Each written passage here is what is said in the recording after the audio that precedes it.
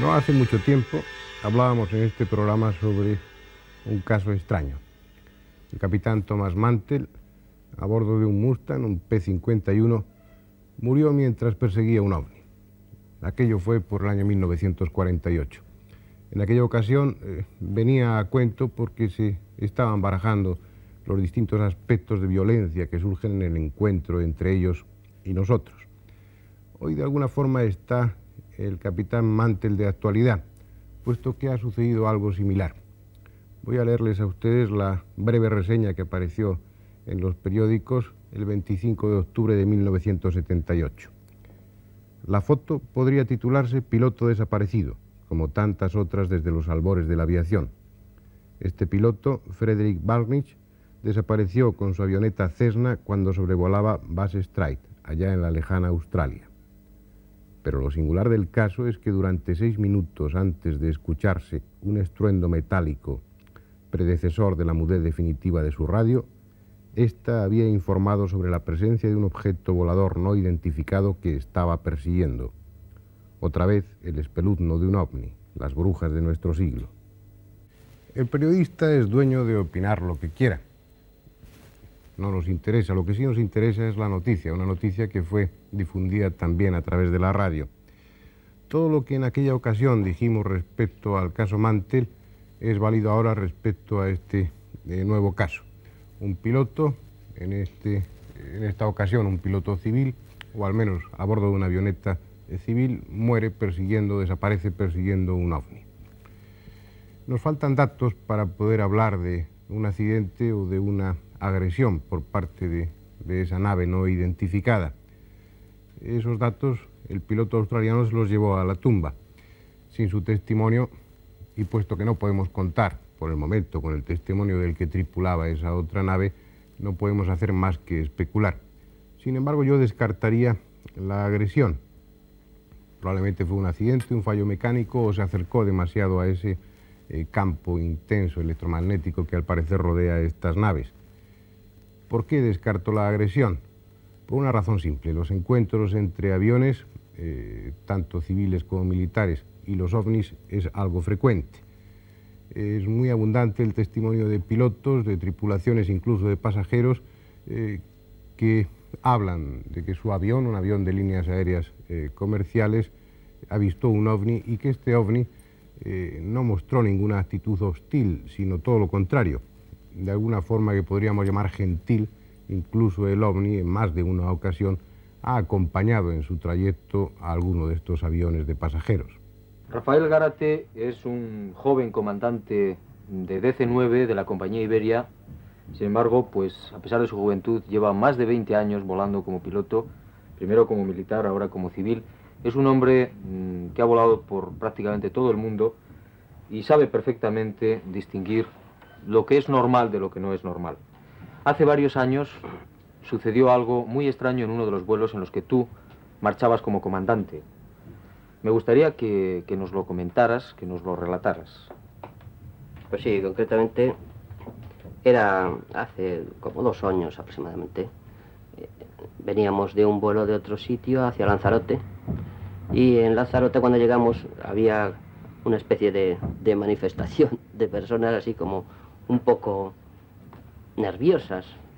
Uno de la gente de mantenimiento de tierra, son especialistas buenísimos, pero por haber estado allá, tener una estancia de 1 año o 2 años, y darse el caso de que en Lanzarote estaba ocurriendo muy a menudo cosas raras, era ya un especialista en estas observaciones.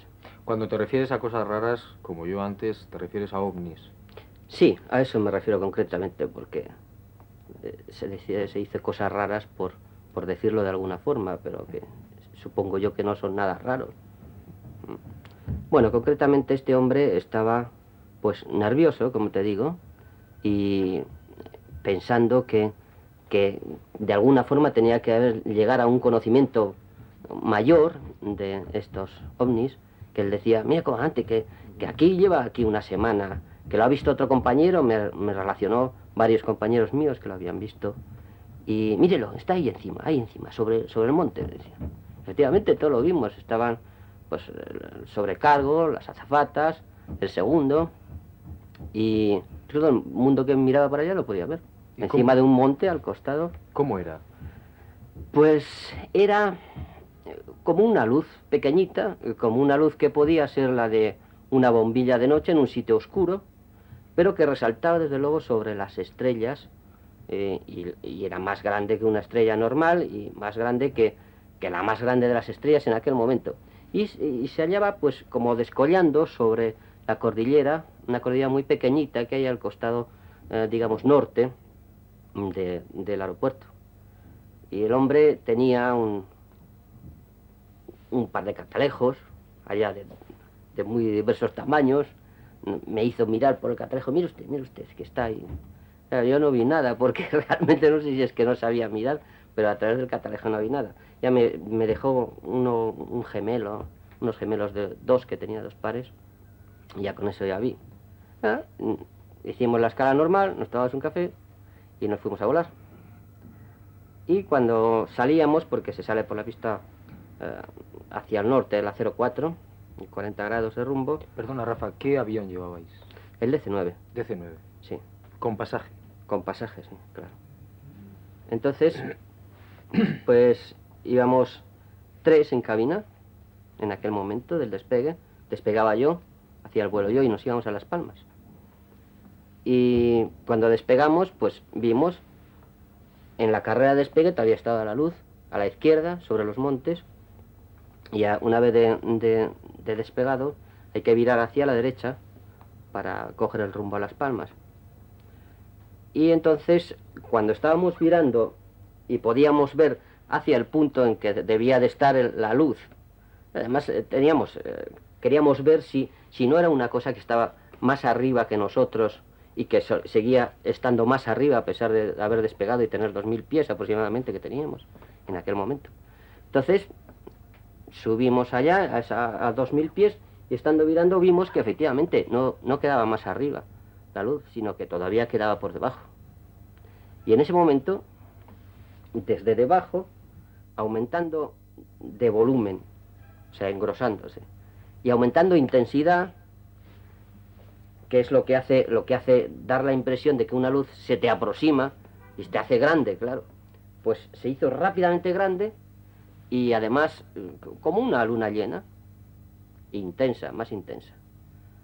Y yo estaba llevando el avión y con mis instrumentos, porque claro, era de noche, y entonces uno de los otros miembros de la tripulación, se oyó la voz que dijo, comandante, ¿qué hacemos? Y yo, ¿qué le iba a decir? ¿Qué hacemos? Pues dije, no mirar, si os asusta, no mirar. Y efectivamente, se callaron. Se aproximó a... Se aproximó como acercándose concretamente a nosotros, como diciendo, estoy aquí y me quiero acercar porque me da la gana. Concretamente, ya te digo, se hizo del tamaño de una luna llena, una buena luz. Y cuando lo pensé yo, ¿qué se podía hacer más? Ya le dije, pues si os asusta no mirar, yo estaba en mis instrumentos, no quería saber nada de aquello porque me sentía responsable del avión y no quería distraerme ni cometer ningún error por culpa de aquel bicho. Y pues pensé, esto es lo único que puede suceder aquí de malo, que no lo creía factible, porque Ningún aparato de estos, o de lo que puede ser, se puede descuidar de esa manera. Si nosotros, un avión normalito, a nuestro nivel, no nos descuidamos, menos este posible ovni. Posible, que lo teníamos allá al lado. Y entonces le dije, de todas formas, dale luces. Unas luces que tenemos en el costado. Ya te llevamos las luces de posición, las luces de anti-collision. Y digo, pues dale las luces del costado. Y para que no pueda ocurrir nada que no esté pensado. Como yo no pensaba que él iba a chocar con nosotros a propósito, porque en el choque, a pesar de que sean ovnis, ellos también pueden sufrir, y no había ninguna razón para chocar, pues fueron las únicas medidas que tomé. Entonces, el aparato se quedó un poquito a nuestro costado, se fue hacia atrás, le perdimos un momento de vista, todavía teníamos algo de resplandor, y cuando seguimos ya rumbo a Las Palmas, subiendo a nivel que estaba asignado, nos salió otra vez por la izquierda, un poco más arriba, en esta posición, y nos acompañó hasta Las Palmas muy solicitamente. Y cuando ya penetramos en nubes para aterrizar en Las Palmas, que había nubes en aquel día, pues lo perdimos de vista. Eso es concretamente lo que sucedió físicamente. ¿Cuánto tiempo lo tuvisteis volando junto a vosotros entonces hasta Las Palmas? El camino, el tiempo que se suele tardar normalmente en recorrer la distancia Lanzarote a Las Palmas. Había un punto que había que notificar entonces, que ahora ha cambiado. Yo calculo que unos 12 minutos, 15 minutos. Nos acompañó primero por la derecha y luego por la izquierda. O sea, saltó de una banda, de un Sí, lado al otro. hacia atrás, como saldría un caza que te está escoltando, acompañándote. ¿En el giro o en el cambio al lado izquierdo notasteis alguna diferencia en cuanto a la forma, color? En intensidad, Sí. se alejó. Es decir, lo seguíamos viendo, pero se alejó. No fue este primer impacto. Claro que supone impacto también. No solo el acercamiento te impresiona, sino el ver acercarlo te impresiona. Y entonces ya cuando lo tienes visto ya parece que hasta disminuye de volumen. Pero realmente yo creo que estaba más lejos. Disminuyó de intensidad y lo que es el círculo, la circunferencia que ocupaba. Era un círculo. Sí, más o menos un círculo, sí, eso diría yo. Como una luna llena. ¿Podrías apreciar dimensiones aparentes o reales? No, porque no tienes ninguna referencia durante la noche. Ni distancia del DC-9, del avión. Es que al no tener ninguna referencia no puedes apreciar el tamaño que él tiene, ni la distancia. Si supieras el tamaño sí podrías apreciar distancia, por comparación, de acordándote de otras cosas anteriores. Pero no sabiendo ni el tamaño ni la distancia, no puedes decir nada. Como piloto, Concretar. con tantos años como tienes de experiencia, ¿podrías identificar este objeto con algo terrestre, con algo conocido por el ser humano? No, desde luego que no. No, porque no hay posibilidad de que pueda ser una cosa que se mueva hacia ti, que cambie de lugar, te acompañe y cambie de distancias. No puede ser una cosa natural. No me ha sucedido nunca, ni creo que me suceda, ni que nadie pueda contar que eso es natural. ¿Crees que aquel objeto podía estar tripulado, manejado inteligentemente? No cabe duda. No cabe duda porque, claro, nosotros no variamos de intensidad nada en la atmósfera como para atraer o alejar ningún objeto concreto. Y si eso se aleja o se acerca, sube o baja, es porque él puede. Los pilotos saben mucho de ovnis. Son frecuentes sus contactos, sus encuentros a bordo de sus aviones con estos extraños objetos, unas veces por la casualidad y otras veces de una forma mucho más intencionada. Es frecuente que sobre el cielo de cualquier país aparezca un ovni y que unos minutos después lleguen a esa zona aérea un par de aviones militares de alguna base cercana. Algún testigo ha dado la alarma, o bien ese ovni ha sido recogido en las pantallas de radar, como suele suceder con frecuencia, y la base militar, la base aérea más próxima, envía alguno de sus aviones, alguno de sus cazas para investigar, para tratar de establecer un contacto más directo, o cuando menos un contacto visual con esa extraña nave, con ese ovni. Vamos a contarles uno de estos casos.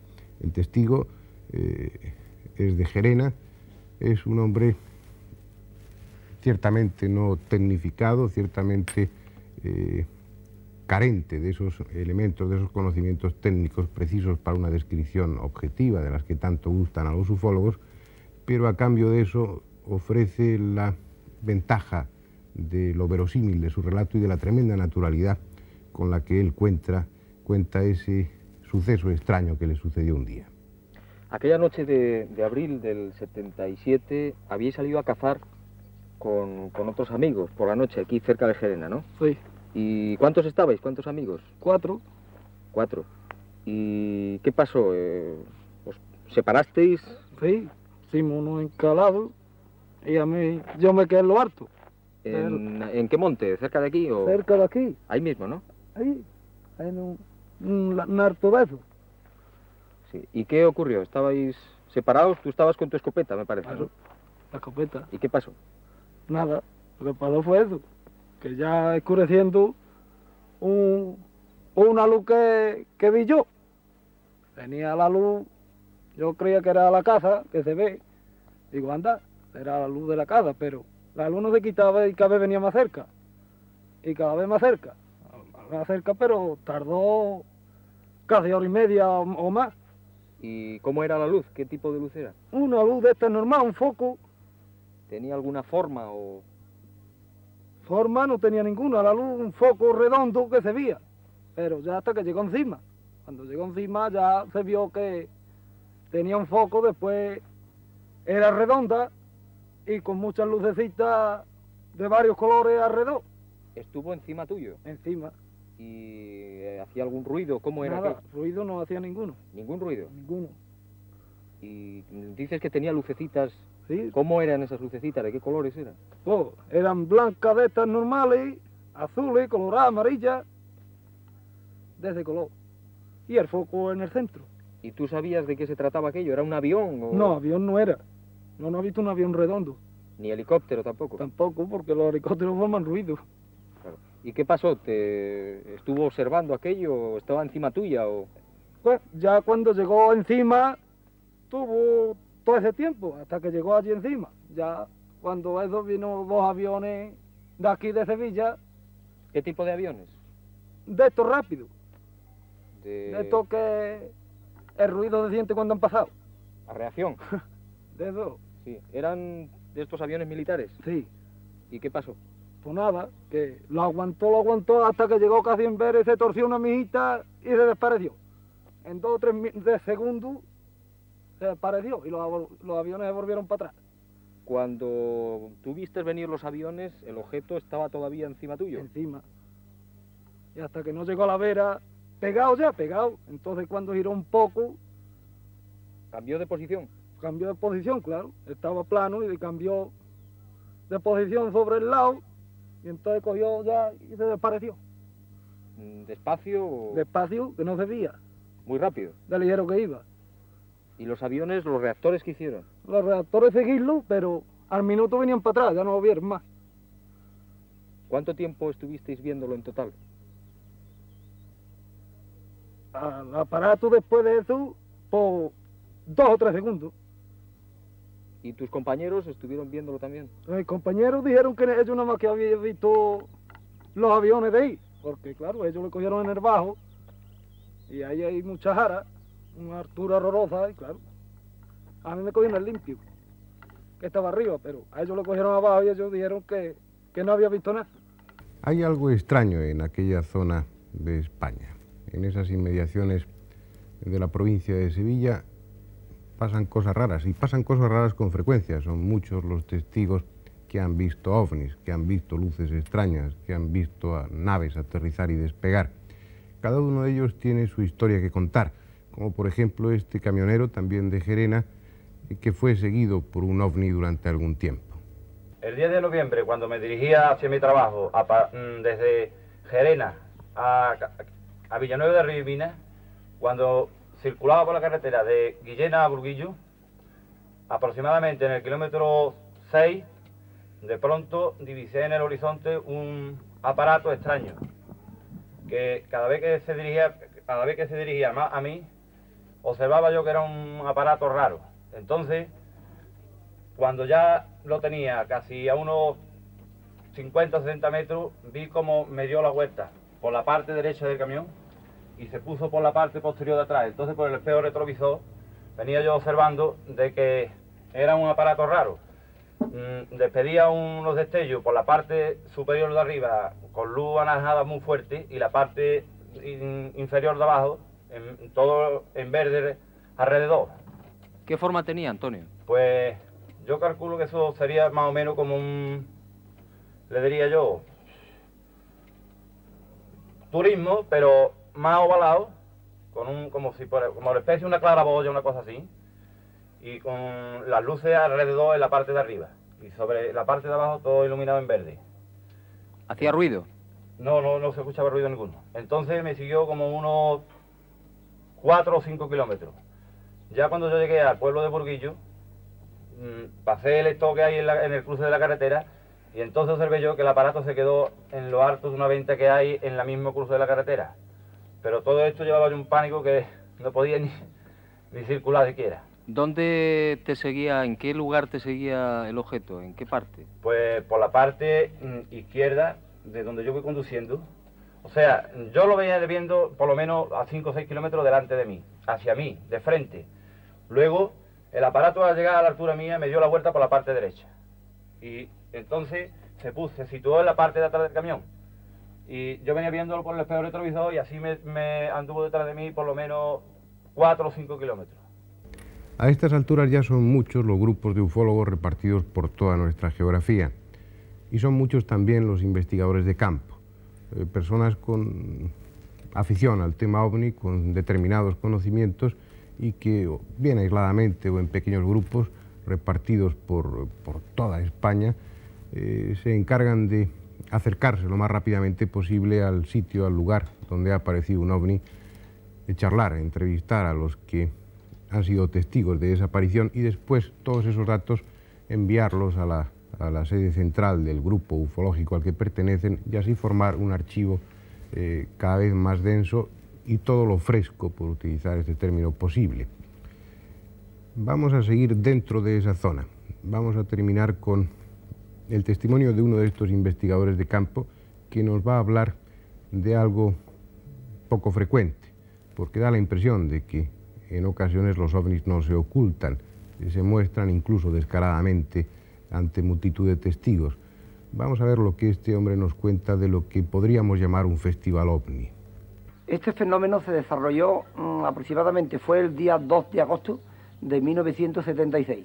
Eran aproximadamente las 7:30 de la tarde, donde yo estaba trabajando en la labor mía de técnico de televisión, y vinieron unos señores a comunicarme que aproximadamente sobre la zona norte existía una especie de círculo que daba unos reflejos muy intensos, lo cual pues inmediatamente me llamó la atención y vinieron tres a que yo hiciese presencia. Me llevé mis prismáticos, lo estuve observando bien y entonces empezó a desplazarse lentamente aproximadamente hacia el oeste. Ya empezó a ponerse el sol, se distinguía bien la forma. La forma tenía aproximadamente uno de forma de trompo. Tenía en los laterales uno como una especie de asa, no de asa de olla, se le puede decir, ¿no?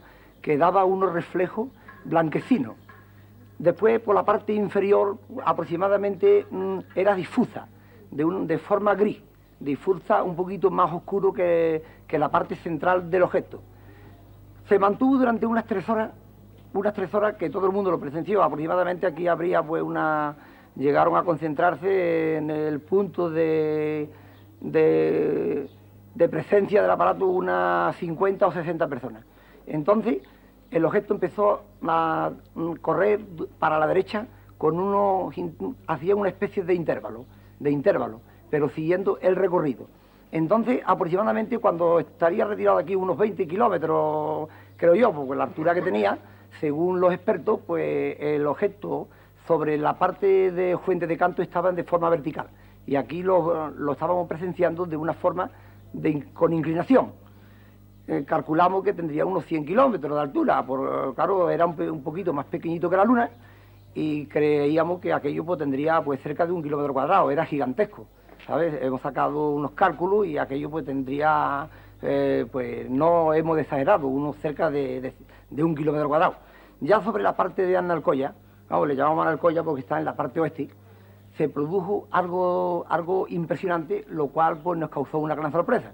Fue cuando empezaron a salir de la parte inferior del objeto unos puntos luminosos circulares que llevaban unas velocidades tremendas, llevaban unos ángulos de formas de Z, se producían unas velocidades de izquierda a derecha y volvían a incrustarse por la parte inferior del aparato de nuevo, volvían a salir de forma por la parte izquierda y volvían a hacer la misma operación. Así se llevaron aproximadamente media hora. Eso fue un espectáculo que nos llamó la atención a todos los testigos, porque claro, al principio teníamos dudas de que fuese un globo o fuese un aparato que no tuviera nada que ver con algo extraño. Así es que una vez que empezaron a salir esos objetos por la parte inferior, claro, eso nos confirmó de que era una nave nodriza, de forma, como ya he dicho, de trompo, con unos asas luminosos en la parte lateral izquierda y lateral derecha. Cuando ya evolucionaron estos puntos, que se llevó aproximadamente, como ya le he dicho a ustedes, vuelvo a repetir, una media hora, los objetos volvieron a incrustarse de nuevo en la parte inferior del objeto. Entonces el objeto lentamente desapareció hasta que ya no volvimos a verlo más. Ya se fue el zoo, claro, iba evolucionando el zoo, donde se hizo ya oscuro, y ya no volvimos a presenciar más nada. Esto ocurrió también, volvió a ocurrir este fenómeno el día 14 de agosto. El día 14 de agosto fue por la mañana temprano. Ya en un pueblo de aquí de la sierra, pues también ocurrió varios objetos que salieron de la nave esta grande.